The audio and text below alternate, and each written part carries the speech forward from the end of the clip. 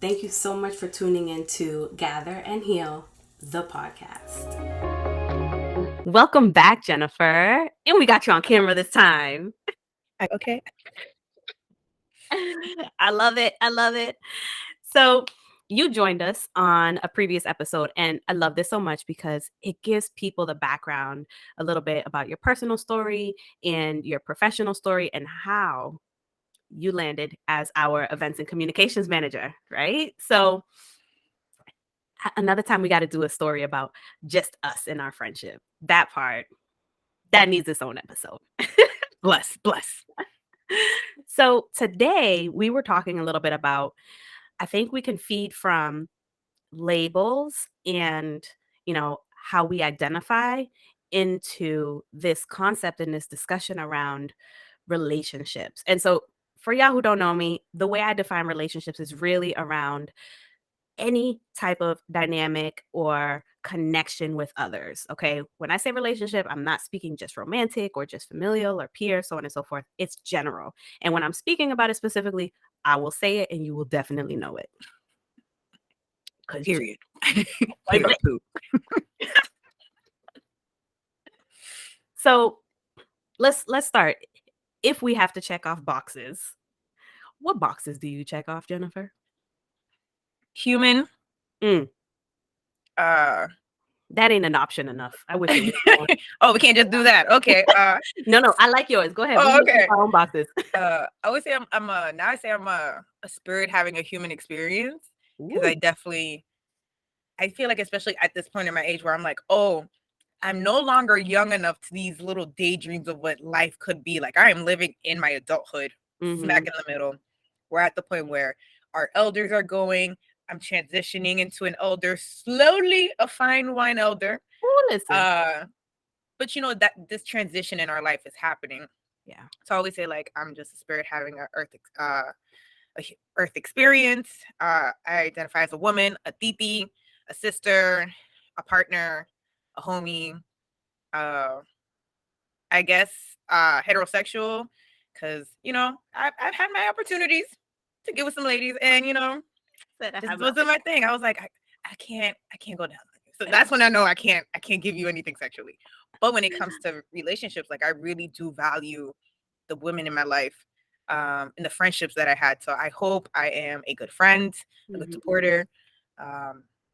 And that's really as far as it goes. Everything else to me is just technical. Like it's not, it's up in the air. It could change. I could be working with you now, and then 3 years from now, it could be operations manager. I don't know. Director of operations sounds really good. What we're trying to push it in the universe. Listen. But the labels that for a very, very long time I was afraid of was being a hoe. And like disrespectful to me, like all these harsh cultural things, especially with my sexuality, especially with the work that I did, like very much those labels from a very young age until like my mid-20s stayed with the decisions I made. Which was really hard, because thinking back, it's like, oh my God, I could have explored so much of myself at those times and maybe not suffered as much, wanting to be a wife at a very young age, because that's what I was told, that after, once you get a boyfriend, you need to be a wife, and, I think motherhood is beautiful, but I'm not a mother, and I'm not trying to be right now. I haven't been wanting to be a mother. That's never been my top tier desire. Though it was forced upon me. So labels, what's in a label? You know what I'm saying? It's like time. What is time? It's just another construct. Yeah. And so, like, I got, thank you for sharing all of those. I have these like love-hate relationship with labels and boxes and so on, right? So if it were up to me, I leave them shits blank all the time and just leave it alone. They're not important. And at the same time, I also recognize that if I must label myself, and I do, it opens up this pathway for connection, right? I was having a conversation with one of our panelists. It wasn't when we were recording, but, she was talking about like, where are all my queer Latinas at? And I'm like, she's like, how do we find them? And it's so hard because, again, if I go with my first answer, which is leave all them boxes blank because it's none of your business or it doesn't matter. Or like you said, it's fluid. It can Right. change. Um, then it makes us harder to find, whether it be us as entrepreneurs, us Mhm. as employees of startups, us as, I identify as queer, I identify as a Black biracial woman.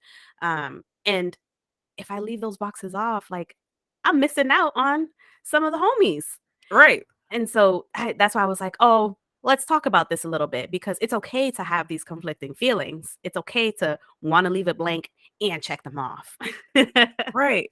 Just coming to New York and starting with like La Galeria magazine, this Afro Latinidad, Mm. like that to me was like a big shift. Like I'm not just Dominican because I remember very much in kindergarten at Our Lady of Lourdes, Ooh. and I could tell you exactly when it was. We were in kindergarten and it was the Thanksgiving time, and we were doing some stupid Thanksgiving thing. And I remember going back home and seeing like it was like a picture of like the white folk colonizers. There were like Native Americans in the background, and then there was like maybe like two Africans that were being enslaved. Mhm. And I remember going to my older sister and I was like, I know what I am. Mm. I was like, I'm Native American. Because I looked at my mother. She had straight hair, like the pictures of the natives. She was a dark brown. So I was like, well, they're definitely not telling us that we're, as back then, as a 5-year-old slaves. And we're not from America. So I just Mm. figured, Mm. I was like, well, they kind of look like my mom. I was like, oh, I'm Native American. And she was like, no, stupid. You're Dominican. And And then you're like, "But that, where's that in the picture?" where is that in the picture? What is that in the historical context of this motherfucker named Christopher Columbus, who we know Mhm. now went to Quisqueya, which is now Haiti and Dominican Republic. Yep. But I digress. So from that moment in kindergarten, and I want to say till about my college, like college, joining all the Black community associations, Mhm. I tried the Latino cultures and I didn't feel right. It was just like this Latinidad concept wasn't fitting to like what I looked like or how I moved. That's when like all these other conversations of like, well, what really am I? What is this? If I have to get a label, if I have to go to a store and you got to look for me in the aisle, Mm. Where where you am I at? going to be? Where am Mhm. I? I'm definitely in the ethnic food section. But what ethnic food am I going to be tied to is the question. Oh, yeah. Yep. And it's interesting to hear you kind of like reflect back on that 5-year-old Jennifer and look at this picture. So I had a similar experience when I was doing my master's program in Arizona. So, context, y'all, remember Boston. Boston is close to Quisqueya, it's close to some of the other islands. And so we're pretty diverse. And more specifically, where I grew up in Jamaica Plain, 02130, whoop, Woo-woo. there are a lot of Dominicans there. Okay. So looking around that world and even our elementary school, Right. predominantly Haitian and Dominican and Puerto Rican. I mean, literally the minority were the white people. It was Okay. like two white people in our classroom. We know Two. who they were. So there's that piece. And then I move over to Arizona. I'm living in Phoenix. I'm doing my second year internship at this high school, inner city high school, and where I'm running a group with the teens, and they can't figure out what I am. Because similar to your picture that you had where you're looking at these specific people and images, the teenagers were like, you don't fit in any of these boxes that we know, which over there are predominantly, this is very like general, y'all, and I know this, but for simplification, Mexicans, Native Americans, white people, and Black people. The That's it. four colors And of the rainbow. they're like, where do we place you? And I'm like, Right. first things first, don't place me anywhere. And if you must, similar to you, at that point, I was identifying as Dominican and Italian. And they were just like, well, whoa, first things first, we're Italian, we're Sway. And Mhm. then Dominican, they're like, what's that? My The favorite question, what is that? God, what is that? What do you mean, what is that? Who are we? Perhaps, or where is that country? But what is that? Right. What is that? So I had to do a little history lesson and so on and so forth. But that that's where a lot of my hesitation and frustration around boxes comes in, Mm. because people highlight boxes a lot and then just think about just that. And they try to squish you into the boxes that they know, which, if you ain't worldly, there's not a whole lot of boxes. Right. And I'm not about that life. So, yeah, similar experience, two very different age brackets of when we had it, where you were trying to put yourself into a box, and then I've had people putting me into a box. Um, for those of you who are curious, they put me in, before I told them I was Dominican and Italian, they put me in the black box. I was gonna say, what were you? According to Spin the them. wheel. Right. You landed on black. I lived on black. Which is Uh, crazy, right? Because there's definitely been arguments where people are like, "You're not black." I was like, "But I am." And I remember when you told me you were Italian, I was like, "Oh, you're not. I've heard your right. mother speak Spanish. That's a damn Dominican. It's a lie." And it took me like, I want to say till high school, when I was like, "Oh, you really are Italian." Mm-hmm. I had to meet the whole clan, and I was like, "Oh no, I Oh. see it. I see it now." Mm-hmm. Y'all Oh yeah. Oh yeah. But don't ask me to make no lasagna, y'all, because I can't fucking do it. Can't do pizza. None of that. You want some rice and beans, you want some platano, you want, that, I come through. Because your mom's a good Dominican cook. That's what she learned. Yeah. Okay. So we've checked off our boxes.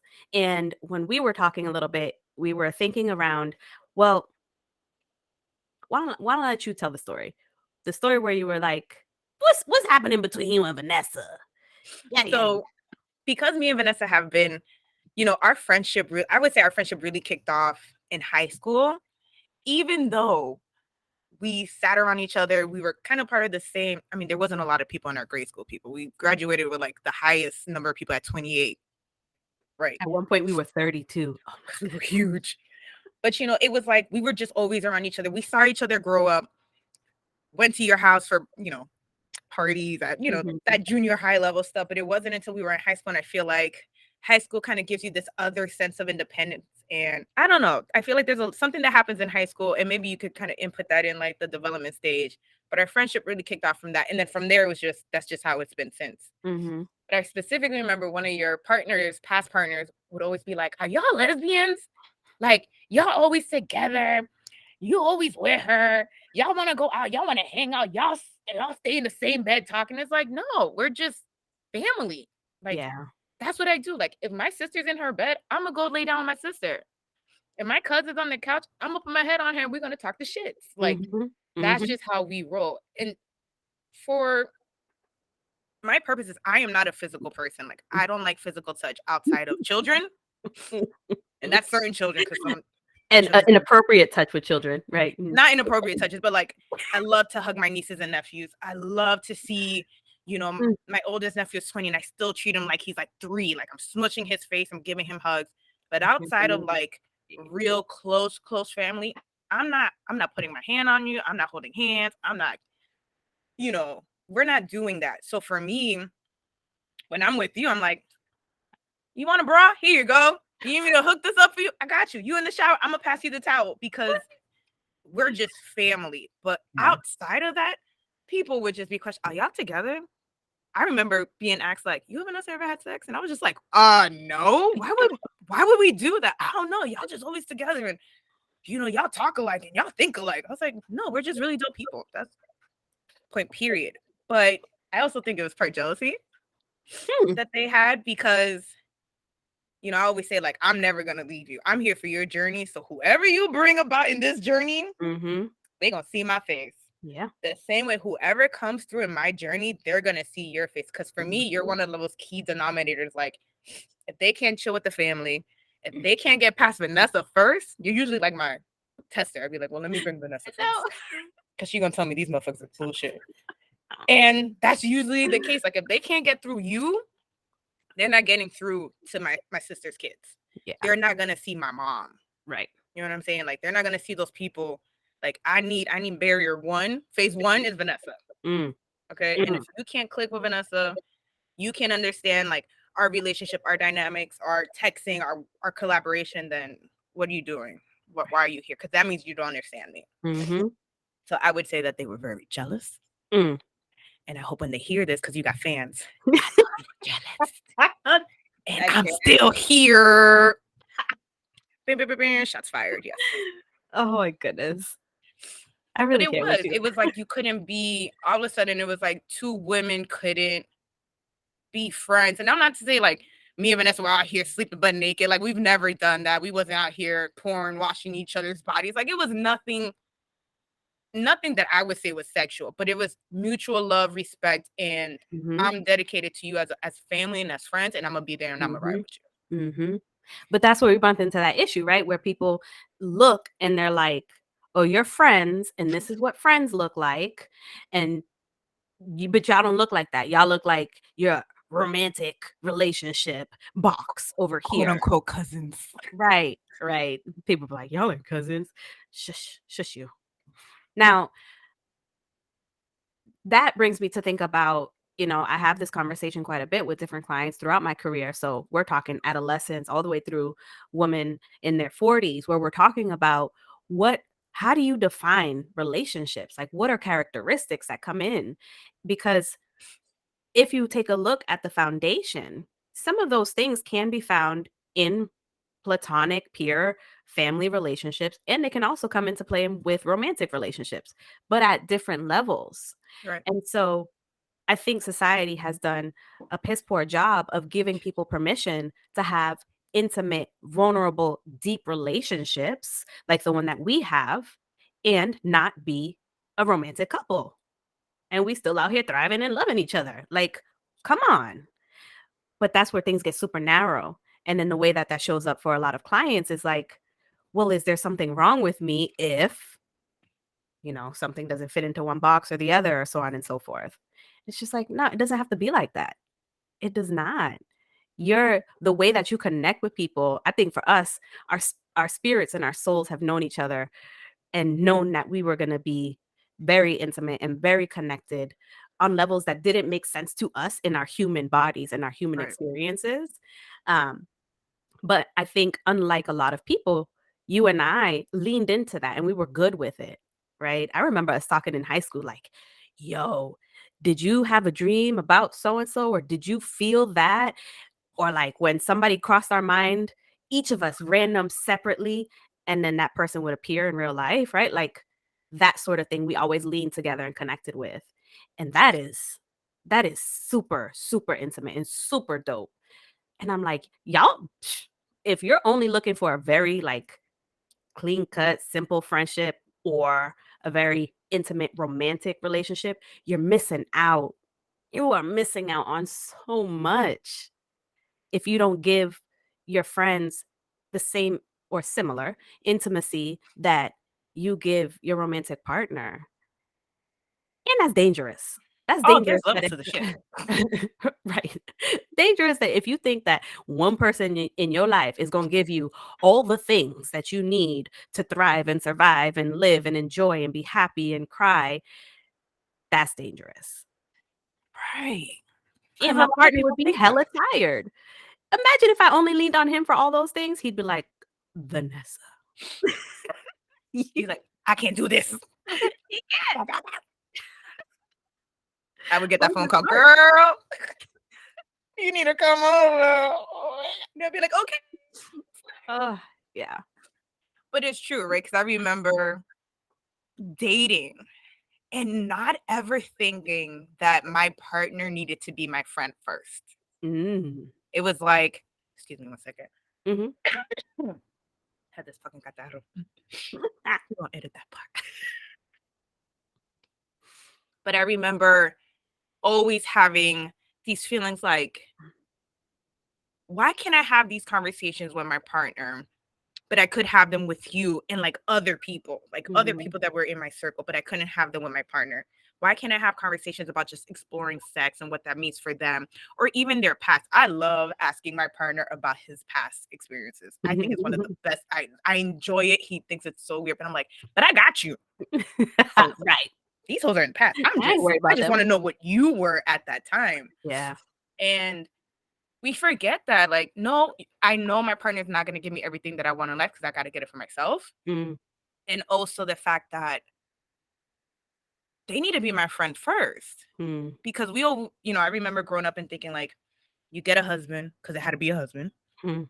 God forbid it was anybody else or anybody that showed up in a different form. Yeah. And that was your husband. You had duty, obligations, Mm. and responsibilities. Mm. Never like build a friendship, the foundation of friendship first. Build the foundation of being equal people coming together in this relationship, which is again how we form. We are two separate human beings having two different experiences, and we're coming together as friends to Mm. build this relationship. And we have rules and barriers and ground rules, and our communication continues to happen because we're changing every day as individuals, and we allow ourselves to like show up and be like, hey, remember how I said I liked this box or this or I was into this? Well, it's Tuesday Mine. and my color is green and I like this. Yes. And I'm gonna merge them two together. What do you think about that? Mm-hmm. So I think people don't validate friendship enough, Mm-hmm. especially in that relationship building. Yeah. Yep. And you know that piece that you were just talking about, um, that we two people come together. It's not I'm looking for my other half, or I'm looking for my better half, or these so on and so forth. No, you are a whole ass person yourself with your own everything. And so are they, whether it be one or Or more. more. We Right. support all. And y'all are coming together. Okay. Which I think, even just as I'm saying that, I'm like, wait a minute, just in that saying, you are like shoving out and having this become more taboo and stigmatized, the concept of having relationships with people that are more than one person to one person, right? Insert polyamory, and different types of relationships or swingers and so on and so forth. It's not just one to one. So if I have this concept that it's one to one, I'm only a half, I need to find one other half. Well, that leaves out room for so many things. I'd rather be like, I'm a whole ass person with all these different things. Who Mm-hmm. else can I surround myself with in my community to help continue to elevate me, to continue to challenge me, to be like, oh, cool, it's Tuesday. And Vanessa came through and was like, my color is green now, and this, and I merged them both. And they're going to respond with, I got you. How can I continue to support you through that? What do you need from me? Right. And that other thing, I really hate the term my better half. Because again, it says that you are not complete until you find somebody else. And I always think to myself, and I tell my partner all the time, I don't tell him all the time because it makes me sad. But I was like, if he dies, I still got to be here. Mm-hmm. In my life, God forbid, if he goes away, my life cannot stop just because he's there. He's not there. Yeah. Like I am still present as my whole self, even if he's not with me, or if he decides that we decide that we don't want to be together. I'm not done. I'm not lost. It Right. might hurt, but me, my whole self, my forms, my feelings, my beliefs are still there intact with me. I might believe that motherfucking shit afterwards, but depending how it goes down. But it's a I. Yeah. It's a me. Yep. And it's out of that I have to be with. Mm. Fuck out of here. Mm.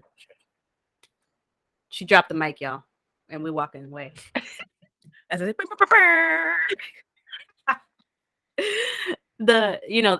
That's the part too that impacts people the most, and they have a really, really hard time coming back and feeling like themselves after relationships. Well, that's because you only gave yourself permission to feel like a half, and that means the other half depended on this other person. That shit right there is dangerous. Again, you can't do that. You can't show up that way, because if and when that person is no longer your quote unquote better half or your other half, there you are back down to a half. And now what you gonna do? find another half, start this bullshit all over again. All over. Right. Like, come on. We don't gotta do that. So, like you said, if something were to happen, or if, yeah, let's leave it like that, because that gives a lot of room. If something were to happen and two people aren't together, well, I'm gonna still thrive. I'm gonna still be okay. Like you said, I'm gonna be hurt. We gotta navigate through some grieving, because that is a loss. Right. And I'm gonna keep doing a damn thing. Period. Now, I have a question for you. Mm. Because I feel like culturally, um, and y'all, I'm speaking very generic, so please don't come for me. But culturally, for women, very much like you have to have in order to be a woman, like you have to have kids, you have to be married, you have to have a partner. How Mhm. do you deal with women who are coming to you and are like, hey, I've been saying I'm not whole this whole time, and I've been relying on this person or these people in my family to make me feel whole, and now I don't have them. Mm. How do you start exploring filling yourself up to your whole authentic full self? First, we gotta admit that we were looking externally for some of those things or all of those things. And then we can move into a grieving process if they're not there anymore, Mhm. right? And that grieving process is very big. It's not just individuals and people or a specific location or things like that. It's also any ideas or hopes and dreams that you had that for whatever reason aren't happening. We have to grieve those too.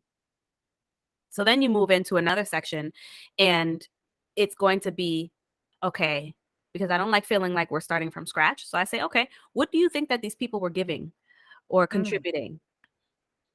Let's let's make it anonymous. We're not thinking about the people themselves, but what was it? What feeling did you have when you were with them? What were you mhm, able to gain and grow and so on and so forth?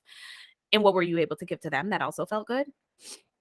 And how do we find that within you?